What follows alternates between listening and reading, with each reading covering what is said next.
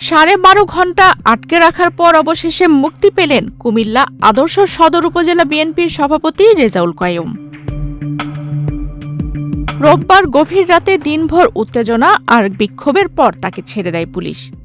এর আগে 3 মে রোববার বেলা 11:30টার দিকে শহরতলির শাসনগাছা এলাকায় নিজ বাসা থেকে রেজাউল কাইয়ুমকে আটক করে কোতোয়ালী মডেল থানা ও ডিবি পুলিশের সদস্যরা।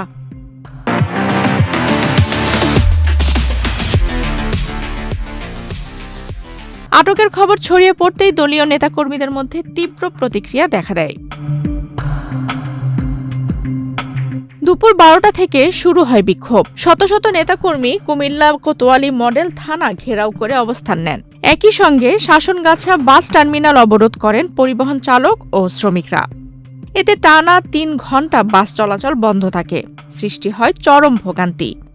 পরে জেলা পুলিশের হস্তক্ষেপে পরিস্থিতি নিয়ন্ত্রণে আসে এবং যান চলাচল স্বাভাবিক হয়।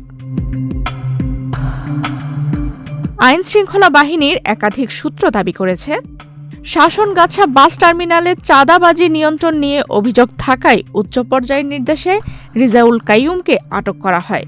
তবে ঠিক কোন বিষয়গুলো নিয়ে জিজ্ঞাসাবাদ করা হয়েছে সে বিষয়ে আনুষ্ঠানিকভাবে কিছু জানায়নি পুলিশ। অন্যদিকে বিএনপির পক্ষ থেকে অভিযোগটিকে সম্পূর্ণ ভিত্তিহীন বলা হয়েছে। উপজেলা বিএনপির সাধারণ সম্পাদক শফিউল আলম রায়হান বলেন, একটি অভিযোগের প্রেক্ষিতে তাকে থানায় নেওয়া হলেও তদন্তে তার সত্যতা মেলেনি বলেই ছেড়ে দেওয়া হয়েছে। কোতোয়ালী মডেল থানার ওসি তৌহিদুল আনোয়ার নিশ্চিত করেছেন, রাত 12টার দিকে রেজাউল কাইয়ুমকে ছেড়ে দেওয়া হয়। তিনি জানান, কিছু বিষয়ে জিজ্ঞাসাবাদ করা হয়েছে এবং বিষয়গুলো আরও খতিয়ে দেখা হবে। আফসানা রিপা, ডেস্ক রিপোর্ট, বাংলাদেশ প্রতিদিন।